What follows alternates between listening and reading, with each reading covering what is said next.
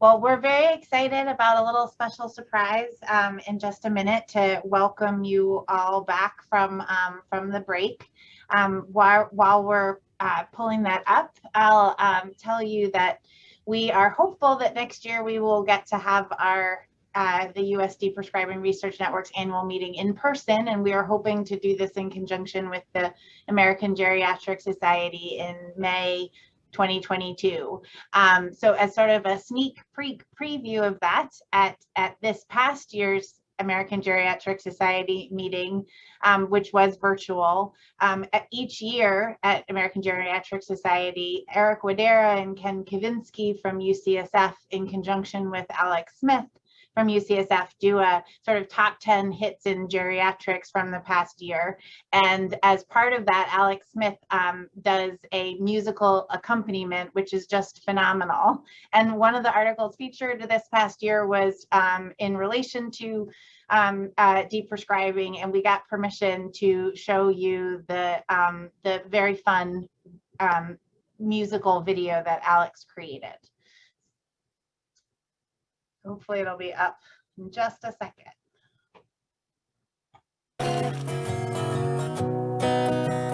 When I get older, pain in my knees, many years from now, then I take some NSAIDs that I don't mention. Uh-oh, I've got hypertension. My doctor prescribes me amlodipine, but the leg swelling I abhor. Overprescribing, please deprescribe me when I'm 84. For the edema, you make me pee 3 times every night.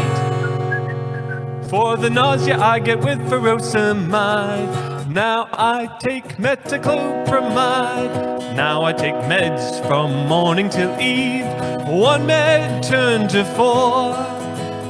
Overprescribing, please deprescribe me when I'm 84.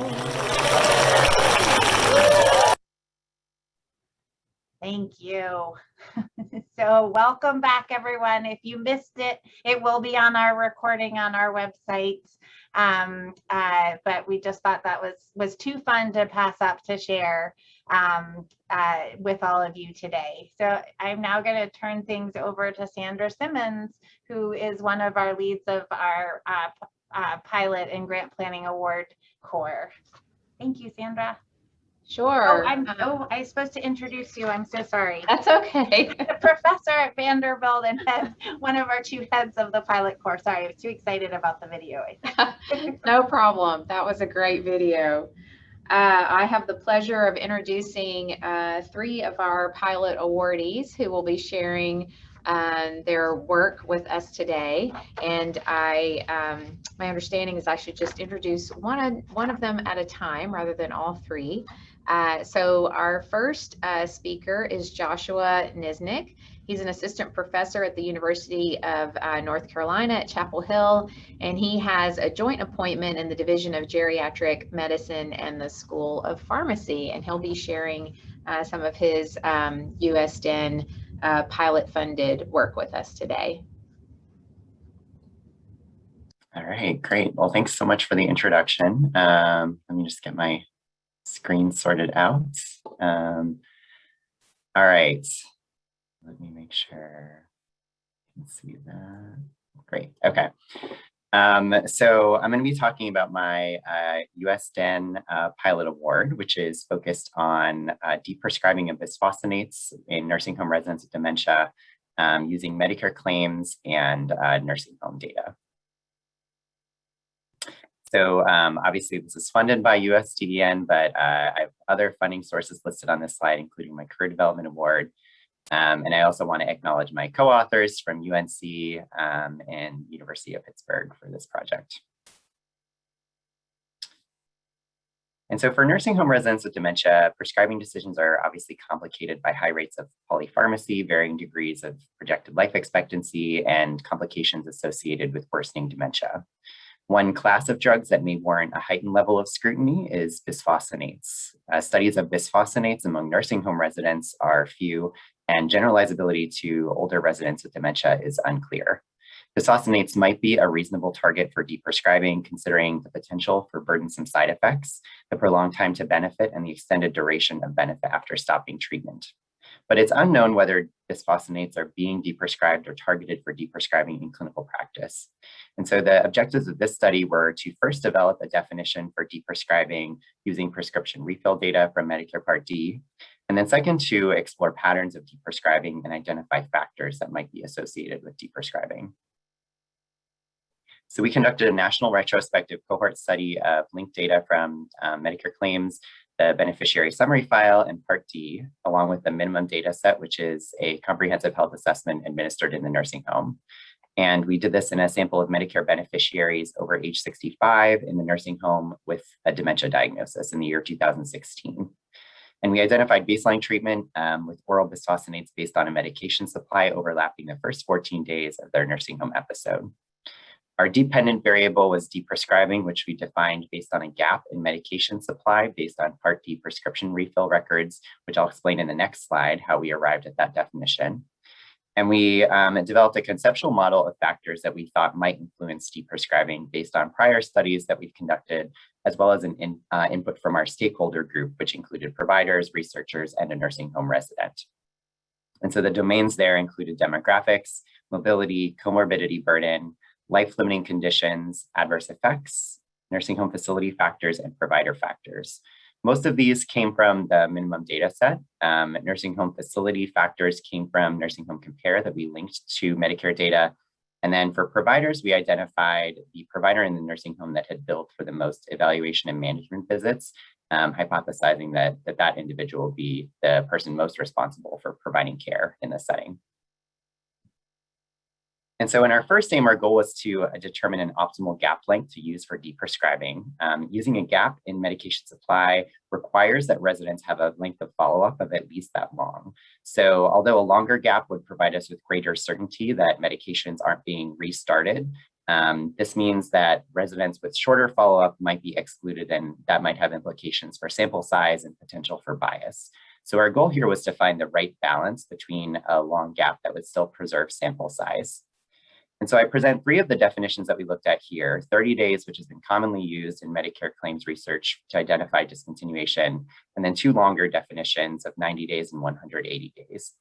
And you can see right off the bat what the implications for sample size are with using these different gap lengths to identify deprescribing. So we lose almost 2,000 patients from our sample by requiring the longest gap of 180 days. And you can also see that the rate of deprescribing differs depending on the gap length that we're using. So it's highest with a gap length of 30 days, but we also see that the rate of restarts or new prescriptions following a gap in medication supply were highest using the 30-day gap. So among those who had a 30-day gap in prescriptions, about half of them had another prescription later on, which signals some kind of administration error or just a temporary discontinuation.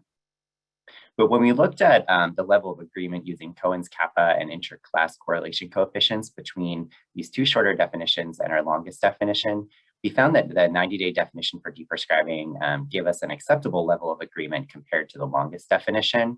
And so we decided to use that because it struck the best balance between requiring a length of stay and preserving our sample size. So in our second analysis, we conducted time to event analyses accounting for the competing risk of death using Cox proportional hazards models, looking at the subdistributions of hazards. And here during follow-up, the total cumulative incidence was about 20% during an entire year of follow-up.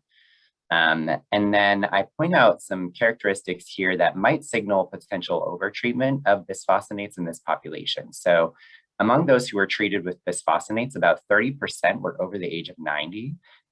More than 30% had severe dementia, and approximately half of residents had either were totally dependent or severely dependent for transferability and mobility on the unit in the nursing home. So potentially signaling lack of likelihood for long-term benefit. And when we looked at clinical factors that might be associated with deprescribing, we identified that generally factors associated with low likelihood for long-term benefit were associated with increased risk of deprescribing. So for example, age greater than 90, those that had severe or moderately severe mobility dependence. We also saw that swallowing difficulty, which may be a barrier to continuing to receive medications, was associated with increased likelihood for deprescribing.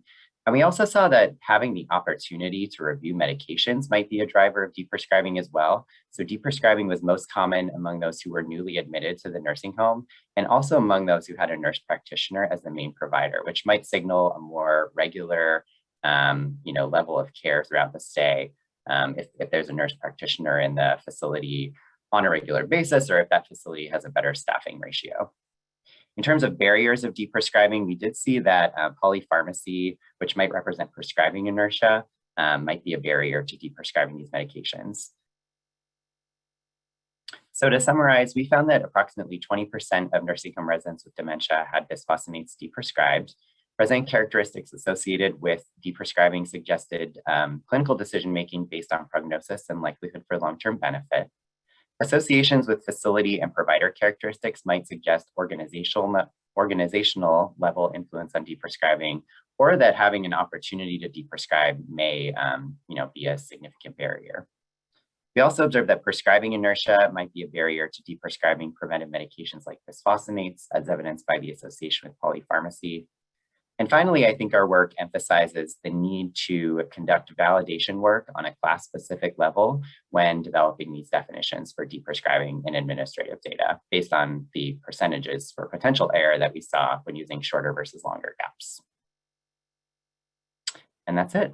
Thanks so much for listening. Thank you, Josh. I believe we're going to save all the questions at the end of the session, but please continue to post those questions in the chat and we will come back to those. And Josh, maybe you can view some of the ones for your talk while we hear from Greg and Ariel. So our next presenter is Dr. Greg Ouellet. He's a geriatrician and an investigator at the Yale School of Medicine, and he will be sharing some of his USDeN pilot funded work with us as well. Right. Myself. Okay, can everyone hear me? Yes, good. Okay, let me share my screen. All right, well, thank you for having me, and thank you, a special thank you to Sandra and Amanda Mixon, who really helped me out quite a bit from the pilot core over the last year, putting together this work during the pandemic. So what I'm gonna be talking about today is my work to understand surrogates' perspectives on anticoagulation for atrial fibrillation in individuals with dementia. And just a quick anecdote to let you guys know why I decided to do this project. 4 years ago, as a research fellow, in the small amount of clinical work that I was doing, when I would see patients in consultation about their dementia, I had a patient with very advanced dementia who was no longer able to walk and was dependent in all of her ADLs, and yet was still on Coumadin and was getting INR checks every couple of weeks, and was fighting her caregiver to take the medication. And I really struggled as a fellow having the discussion with the patient's daughter, who lived out of state, about whether or not this was still providing a benefit and whether or not it was a good idea to stop the Coumadin. So it really got me interested in this topic and will sort of prompt this whole line of work. So by way of background, I'll make this bigger. Atrial fibrillation is the most common arrhythmia in older adults, and it affects almost 20% of those with dementia. And by virtue of their age and comorbidities, most of these individuals that have both conditions meet the guideline-supported risk threshold to receive anticoagulation. But like I said, for many of these people, particularly those in the moderate to advanced category, it's unclear whether the potential harms of anticoagulation outweigh the benefits and at what point that may switch. So here, what I really wanted to understand was, how do surrogate decision makers think about this decision? What are the things that they consider to be important? Because I think it'll be very critical to informing the kind of discussions that will happen in the future. So to answer this question, I undertook a qualitative study. We used semi-structured interviews, and because of the pandemic, these were actually all done over the phone. The target population was surrogate decision makers because we were targeting patients sort of on the more advanced part of the dementia spectrum. And so these were patients who really weren't able to tell us very much in terms of what their goals of care were. We purposely, we used purposive sampling to try to get a variety of different relationships between the surrogate decision maker and the patient, as well as racial and ethnic diversity, although that was tougher than we would have imagined. And basically, we covered attitudes towards prescribing and deprescribing in general, goals of care, understanding of dementia trajectory, and specifically factors considered in making decisions about anticoagulants. So as you can see here, the vast majority of our surrogate decision makers for persons with dementia were women. We were able to get 4 surrogate decision makers who were non-white, and the vast majority of our surrogate decision makers were the child of the patient in question. There were some spouses, and there were a couple of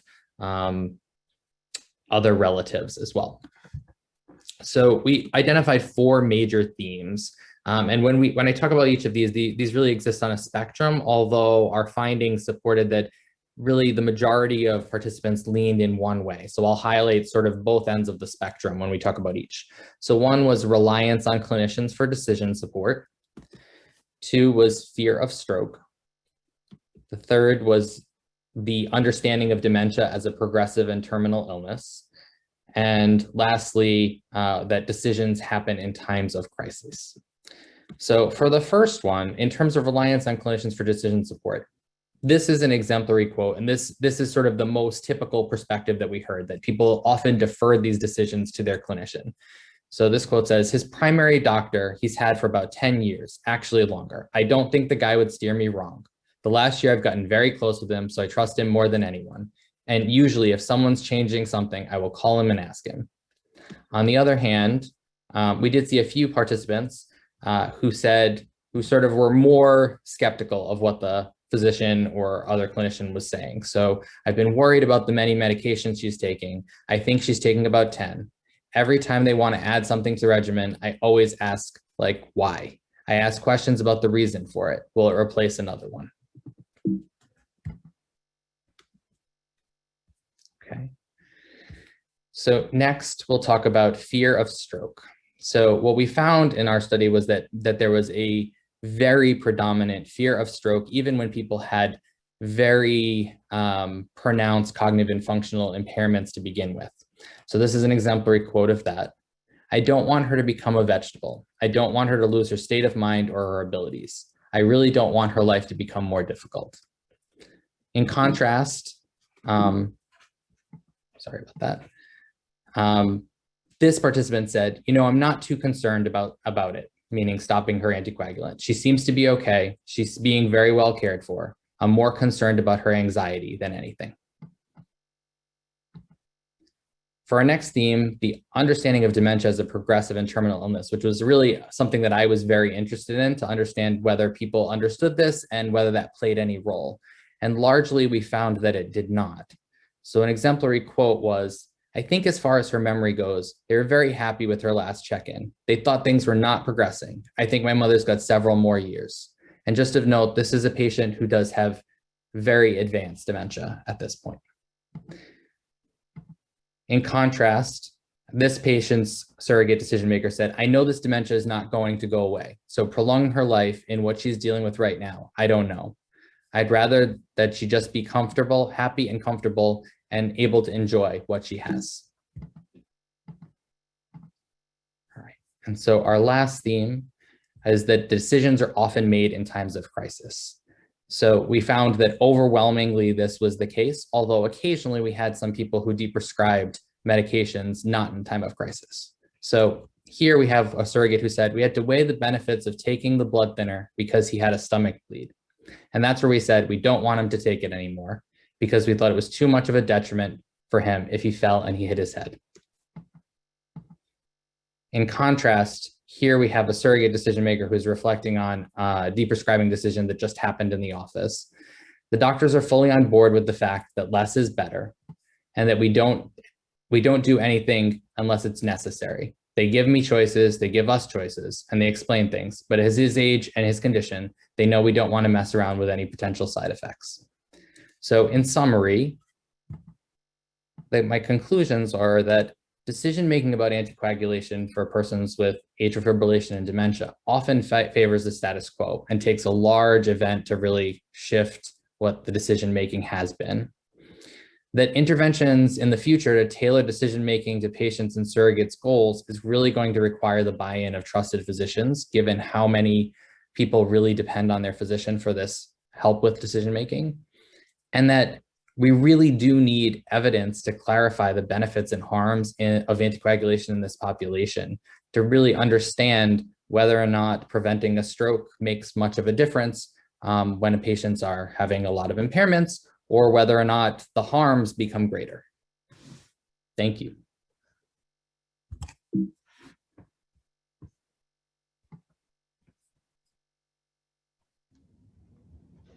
Thank you so much, Greg. Next, we have Dr. Ariel Green. She's an assistant professor of medicine in the Division of Geriatric Medicine and Gerontology at Johns Hopkins University School of Medicine.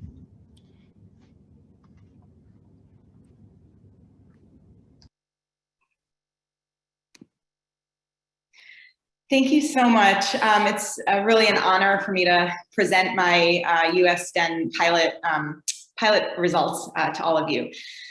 So our study focused on deprescribing communication. And the reason that we focus on the language of deprescribing or deprescribing communication is, first of all, that we know from great work by Emily Reeve using the National Health and Aging Trends study, as well as other studies, that the vast majority of older adults want to stop a medication if their doctor tells them that it's possible. So patients are interested in deprescribing. Yet we also know that patients and caregivers often do not recognize that medications come with trade-offs and carry potential harms, nor do they know that deprescribing is an option. And finally, we know from our own qualitative work, as well as the work of others, that goal-aligned deprescribing that matches medications to patients' goals of care is hard to achieve, particularly in the busy primary care setting where we've focused, but also in general for a variety of reasons, time pressures on clinicians, clinical practice guidelines, quality metrics, lack of evidence of how best to deprescribe and when it's appropriate to deprescribe. So there are a lot of challenges to achieving goal-aligned deprescribing. And so the premise for this study was that how clinicians discuss deprescribing may affect patients' understanding of it and acceptance of it. And so our objective was to assess older adults' preferred communication strategies for clinicians to use when discussing deprescribing. So we did a survey with 835 people who were aged 65 and older. We used the Ipsos Knowledge Panel, which is an online survey panel that's designed to be nationally representative, and they use a number of strategies to achieve a really good response rate. And so we had a 70%, we sent the survey to about 1,200 panel members just at the beginning of the pandemic last year, and 70% completed the survey. So we tested 7 phrases that a doctor may use to explain why a patient should reduce or stop a medicine. And I should point out that we described to survey respondents a couple of hypothetical scenarios, which I'll explain in a second, but basically we asked them to imagine that this was a doctor, to put themselves in the hypothetical patient's shoes, and to imagine that this was a doctor that they had known for a long time, and that the doctor was making a deprescribing recommendation based on their knowledge of the patient's values and best interests. We use the best-worst scaling method, which is thought to decrease the cognitive burden on survey respondents by presenting them with only a few options at a time rather than all 7 at once. And as I mentioned, we had two modules. The first dealt with a preventive medicine, which we described as a statin being taken for primary prevention of cardiovascular disease. And the second was a medicine taken for symptomatic relief of a bothersome but not life-threatening condition, and that was zolpidem. The phrases or rationales for deprescribing that we tested came from our own qualitative studies, and we refined them and refined the survey based on stakeholder feedback. So we had the opportunity to get feedback from the USDeN Stakeholder Engagement Council, as well as to pilot it with older adults in Baltimore. And just briefly, these were the characteristics of our survey respondents. So, the average age was 73, about half were women, 20% were of non-white race or ethnicity, 36% had a high school education or less, 17% rated their own health as fair or poor, and 60% had ever used a statin. And I'm going to focus on the statin module today for the sake of time. So as I mentioned, we described two hypothetical patients. So for the statin module, we described an older adult with multiple serious health problems and functional impairment. We said that she needed oxygen continuously and that she needed her daughter's help to leave the house, as well as polypharmacy. She was taking 10 pills per day. And the reason we did that is because there's considerable uncertainty about the risks and benefits of primary prevention statins in patients who meet this description. And respondents were asked to pick the explanation, both most likely and least likely, to make them stop the statin. And so these were the 7 phrases on the next 2 slides, are the 7 phrases that we tested in the statin module. So again, respondents were asked to pick the explanation, both most and least likely, to make them stop the statin. And the phrases were: the benefits of this medicine do not clearly outweigh the harms for people like you. I do not feel that you need this medicine anymore. Given your age and other health problems, I do not think this medicine will help you. Given your age and other health problems, I'm worried that you're at increased risk of side effects from this medicine. Taking this medicine requires extra effort for you. It's another pill to swallow, costs you money, and requires periodic blood tests. I think it could be harmful for you to be on this many medicines. And finally, I think we should focus on how you feel now rather than thinking about things that might happen years down the road. And so these are our primary results for the statin module. So these are shown ranked from most preferred on top to least preferred rationales on the bottom. And each phrase was presented, so each phrase could be chosen by all respondents a total of about 2,500 times. And so these are ranked from, this is showing the count of the number of times each phrase was chosen by all respondents. And so you can see that the most preferred phrase was the one about increased risk of side effects. And really the top 3 all dealt with a harmful overall number of medicines or benefits not outweighing harm. So they all dealt with risk, but the top one was the increased risk of side effects. The least preferred phrases, or least likely to make respondents stop the statin, were the ones dealing with treatment burden or the extra effort involved in taking the medicine, as well as the phrase that said, I think we should focus on how you feel now rather than worrying about things that may happen years down the road. And the other thing I wanted to point out about our results is that there was considerable variability. So even the phrases that were selected as most or least likely, so most likely also had a fair number of people selecting it as least likely, and vice versa.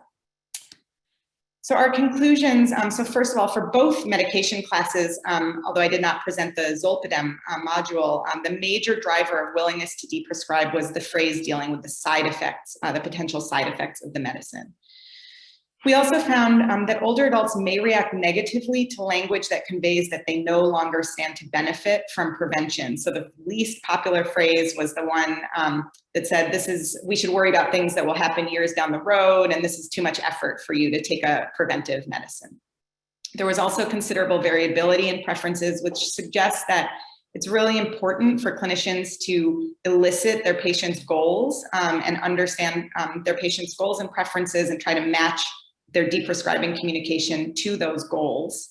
So for example, the phrases that convey that talk about worrying about things that may happen years down the road may resonate more with, for example, caregivers of patients with advanced dementia. But it's important to get to know the patient before framing the deprescribing message.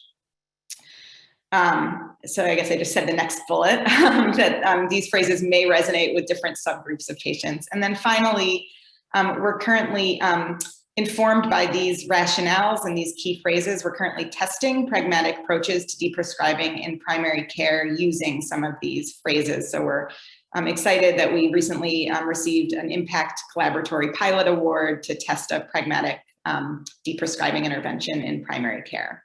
And so that's all I have. I would love to take your questions, and I just wanted to thank all of my mentors and collaborators, as well as the USDeN. Thanks.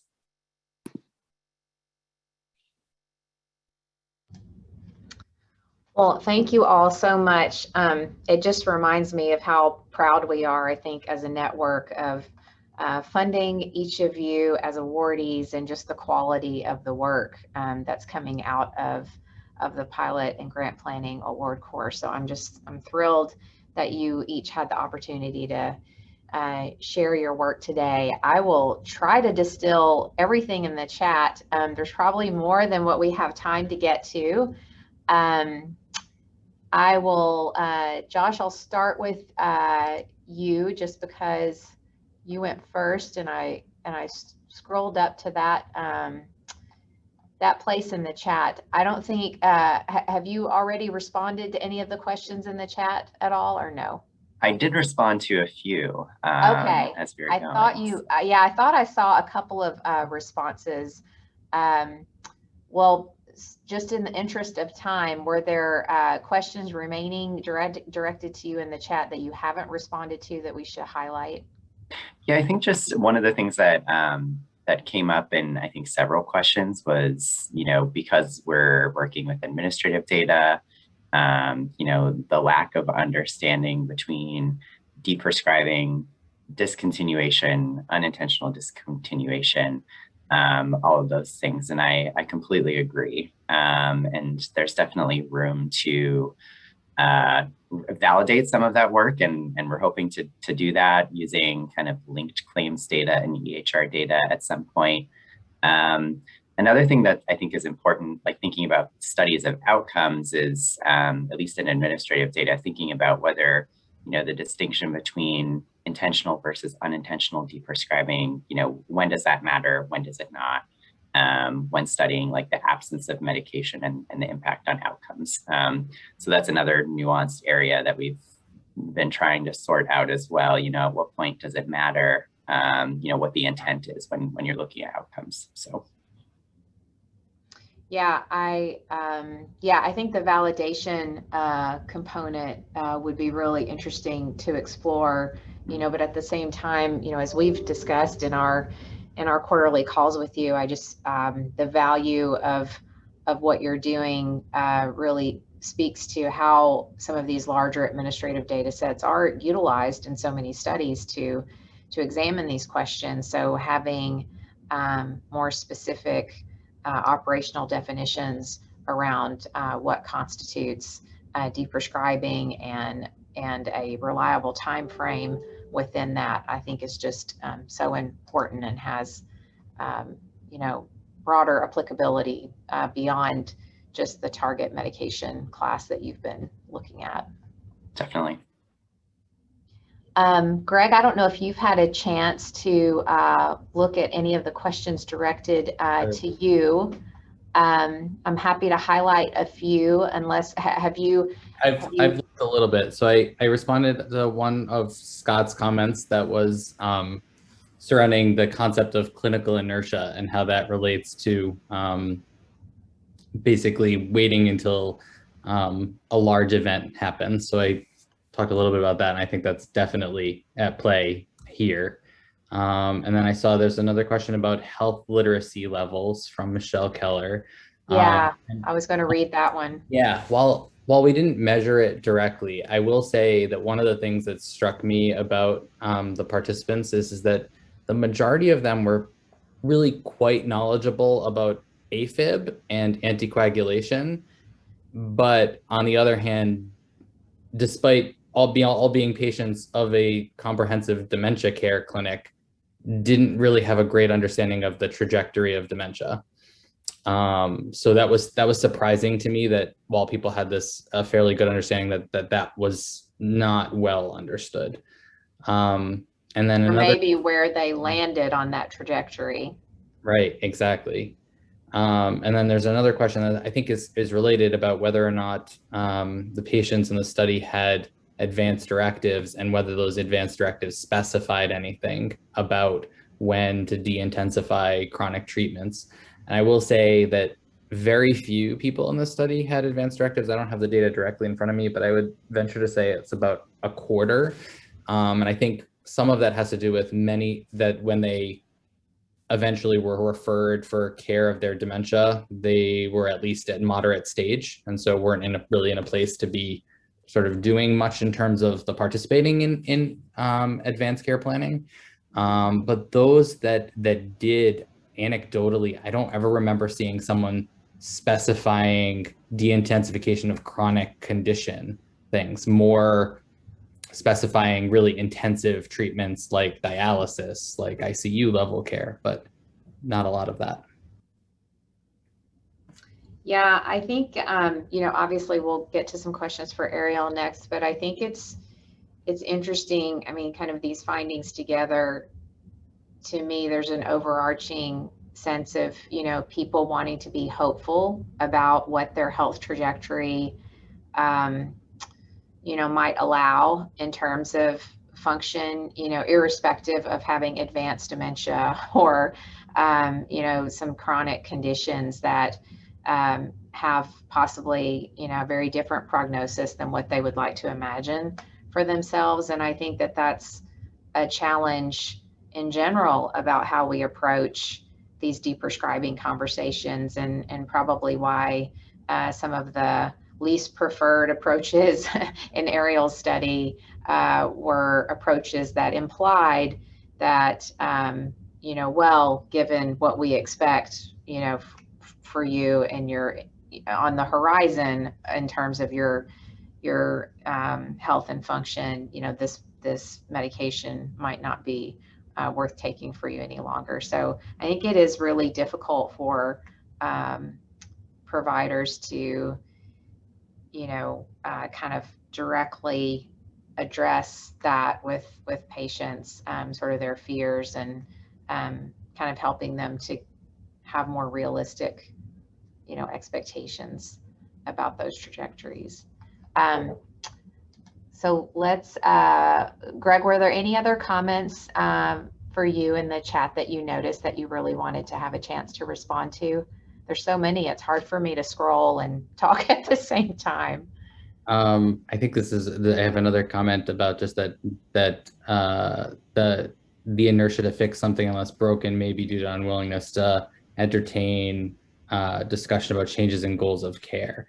And so maybe an intervention down the line would be thinking about how do you best look at changes in goals of care and end of life discussions about chronic condition management. That's interesting. I hadn't thought about that. Yeah, and I'm noticing several people are sharing, papers they've published with each of you that are relevant. So there's a lot of really great info in the chat.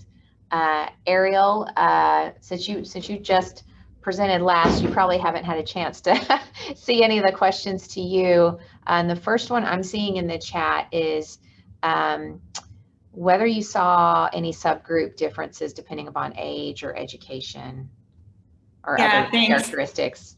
Sorry, I was trying frantically to get to all the chat answers, but I guess I'm slow. So we actually did not find associations between patient characteristics and preferences, which to us just further suggests that that you got to have a discussion about goals and values, and there was no health status or age or anything that we found that predicted it.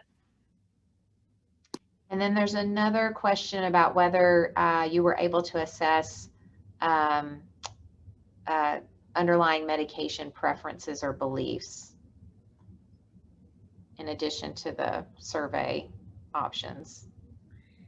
Yeah, so that's a great question. So we actually are still working on, so there was another module of the survey that we're still working on interpreting and writing up, but where we did look at kind of overall preferences. So things like, in general, are you a person who's more interested in feeling better now versus doing everything you can to prevent things like heart attacks and strokes? So we did look at that and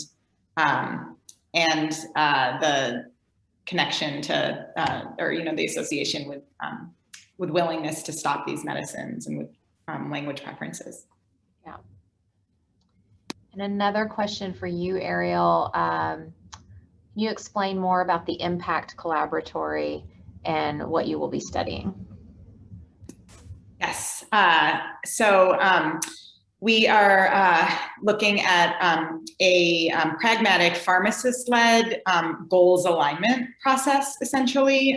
So we've worked really closely with embedded clinical pharmacists who are going to be having telehealth visits that are really geared towards care partners of patients with dementia, looking at trying to align medication, so to elicit their goals for their family members' care and to try to align their medications with those and to reduce treatment burden. So to reduce medication regimen, overall regimen complexity, as well as treatment burden related to medications for the care partner.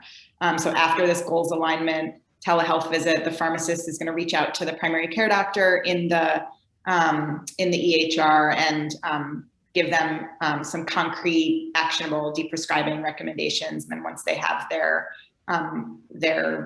feedback or their approval, they're going to go back to the care partner and start to implement those. There's also several comments I'm noticing in the chat that I think is relevant to the entire group about just the term deprescribing itself and whether it's useful to, sort of reframe as medication optimization or some other kinds of terminology that has a more positive connotation to it and doesn't suggest that you're taking something away, from the patient. So maybe you can each kind of share your thoughts about how thinking about it in that way might make a difference in what you're each studying. Yeah, I mean, I'll go first, I guess. So I think that is really important. Like we learned both from the survey study, but also from qualitative studies that deprescribing communication can really come across to some patients and families as a withdrawal of care, as we heard also in the fireside chat. And so I think as we heard earlier, like reframing it as a positive step, I think is going to resonate a lot more with people. So Sandra, Ariel, Josh, Greg, in the interest of time, I think we're going to move on, but thank you so much. I'm sorry we don't have more time to discuss all these fascinating issues. Fabulous presentations all around.